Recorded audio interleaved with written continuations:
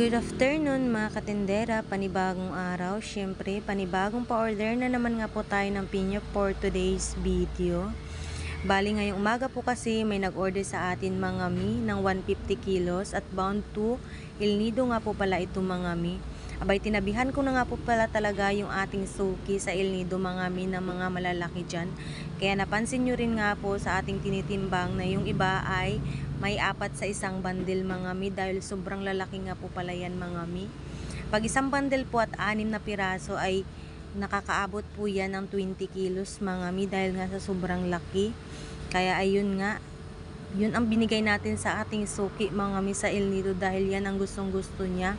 Kung mapapansin nyo rin nga po na meron pa dito naka-stack na pinya, bali kukunin na lang rin nga po pala iyan mga mi dahil kahapon pa nga po yan ay pinuntahan na dito at nag-order na sa atin ng pinya na yan mga mi. Kaya ngayon sold out na naman nga po talaga yung ating pinya. Hindi lang po natin alam kung meron tayong pabagsak bukas dahil nga doon sa ating pinagkukunan ay grabe ang ulan mga mi, walang tigil ang ulan. Pero dito naman sa atin ay nag-init-init na rin kahit papaano mga mi. At ayan na nga po. Ayun lang po. Thank you for watching. Bye-bye.